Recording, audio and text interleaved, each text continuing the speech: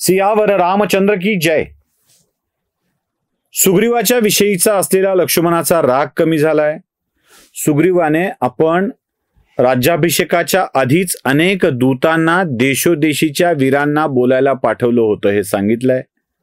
सुग्रीव रामचंद्रांच्याकडे येईपर्यंत असंख्य वीर जमा झालेले आहेत. या वीरांचा परिचय रामचंद्रांना करून देण्यात आलेला आहे. म्हणजे आता सगळ्या वेदना, दुःख, गैरसमज दूर झालेत आणि रामचंद्रांच्या समोर सुग्रीव उभा आहे. तो म्हणतोय, प्रभू आपण सर्वशक्तिमान आहात. हे देशोदेशीचे वीर योद्धे आपल्याकडे आलेले आहेत. आता हे आपले किंकर आहेत. आपणच यांना आदेश द्यावात. आपणच यांना काम सांगावं. काय आपल्या डोक्यात नियोजन आहे, कसा शोध घ्यायचा आहे, या संबंधीचं मार्गदर्शन यांना करावं. यांना आपण आज्ञा द्या. रामचंद्र, हे सगळे वीर आपलं निश्चित कार्य करण्यासाठी सज्ज आहेत. सुग्रीवानी तर काय सगळं रामचंद्रांच्याकडे टाकून दिलं. देव कसा असतो बघा, हे लक्षात घ्या. देव त्याचं कार्य तुम्हाला करायला आज्ञा दिल्याप्रमाणे करायला लावत नाही. तो तुम्हाला विचारतो, कसं करणार सांगा. मला तर काहीच करता येत नाही, मला तर काहीच माहित नाही, तुम्हालाच माहित आहे. सज्जनांच्या हातून चांगली कार्य घडवून आणायची असतील तर ती त्याच्या शक्तीनं घडली पाहिजेत, नुसत्या देवाच्या आज्ञेनं नाही.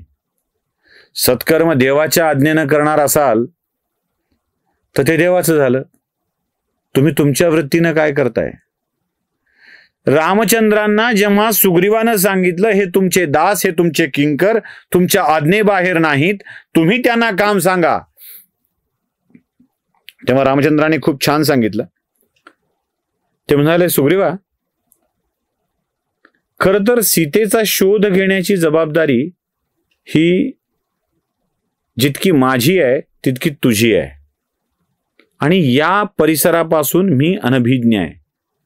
मला माहित नाही हा परिसर कसा आहे, काय आहे. या परिसराचा संपूर्ण ज्ञान कोणाकडे असेल तर ते तुमच्याकडे आहे. मग सीतेचा शोध कसा घेतला जावा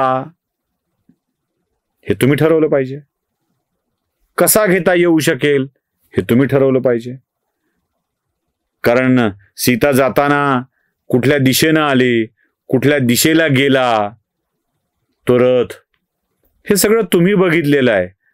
आणि रथातून जाणारा तो वीर, तो सीतेचं अपहरण करणारा माणूस कुठल्या दिशेला जाऊ शकतो, कुठे लपवू शकतो, अथवा सीतेला कुठे लपवू शकतो, याचा विचार तुम्ही करू शकता. माझी तुम्हाला विनंती अशी आहे सगळ्यांना की तुम्ही आपापल्या पद्धतीने शोध घ्यावा. देवाचं काम करायचं असेल ना तर आपापल्या पद्धतीने शोध घेतला पाहिजे. आपली बुद्धी लावली पाहिजे, मन लागलं पाहिजे. चित्त, वृत्ती, एकाग्रता या सगळ्या गोष्टी एकत्रित करून काम केलं तर देवाचं काम होतं. नाहीतर नाही होत. नाहीतर नाही होत. म्हणजे देवाने काम सांगितलंय, चला रे चला, असं नाही. नुसतं सांगितलंय तर का सांगितलंय याचा विचार झाला पाहिजे. देवाचं काम कोणतंही असो, देवाची बायको शोधण्याचं असो की देवाच्या निश्चित केलेल्या कामामध्ये सहकार्य करणं असो, तुमची आमची जबाबदारी तुमचे आमचं काम करणे नाही आहे बरं का. तुम्हाला असा भ्रम असतो, आपल्याला असा भ्रम असतो की आपण काम करतोय म्हणजे माझं काम करतोय. छे, तुम्ही देवाचं काम करताय. देवाच्या कामासाठीच तुम्हाला या पृथ्वी तलावरती आणलेलं आहे. देवानी स्वतःची ठरवलेली कामं ही तुमच्या हातून करून घेण्यासाठी, धर्माच्याच करिता आम्हास जगती रामाने धाडी येले, लक्षात ठेवायचं. त्याच्या हातून जे जे कार्य घडायला हवं असं त्याला वाटतं ते तुम्ही त्याचे रूप, अंश रूप होऊन करत असता. त्यामुळं हा अहंकार सोडा की मी करतोय.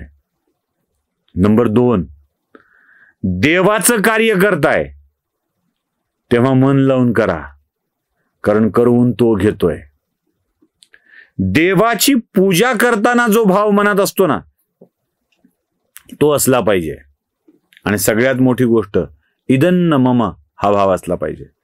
हे माझं नाही आहे, ईश्वराचं कार्य आहे. या सृष्टीच्या संचालनात, या सृष्टीच्या चालनामध्ये आमचा रोल महत्वाचा आहे, तो आम्ही निभावला पाहिजे. अहंकार वाटून घेऊ नका. म्हणून सेतुबंधनाच्या कार्यामध्ये खारोटीला आणून सगळ्यांच्याच गर्वाचं हरण परमेश्वराने करून घेतलं होतं, लक्षात ठेवायचं. अवघड तो करा मला. रावण कुठे आहे हे कळणं, सीता कुठे आहे हे समजणं, असेल तिथे जाणे, रावणाशी युद्ध करणे आणि रावणाला पराभूत करून सीतेला परत घेऊन येणे शक्य नव्हतं एकट्याला. मला होतं, पण एका स्त्रीचं अपहरण झाल्यावर ते होऊ नये यासाठी प्रयत्न करणे ही आमची जबाबदारी आहे. ते होऊ नये यासाठी प्रयत्न करणे आमची जबाबदारी आहे. कळलंच असेल तर योग्य ती माहिती योग्य त्या व्यक्तीपर्यंत पोहोचवून तिला मुक्त करण्यासाठीच्या प्रयत्नात आपलं योगदान देणे ही आमची जबाबदारी आहे. स्त्रीच्या मुक्ततेसाठी प्रयत्न करणाऱ्या माणसाचं बळ वाढवणे हा आमचं कर्तव्य आहे. जगात चांगुलपण टिकविण्यासाठी चांगुलपण टिकविणे हे ईश्वरी कार्य आहे. आणि चांगुलपण टिकविण्याच्या ईश्वरी कार्यात आमचं योगदान असणे हा आमचा धर्म आहे. या धर्माच्या पालनासाठीच आम्ही ईश्वराला सुद्धा त्याच्या कार्यामध्ये मदत केली पाहिजे.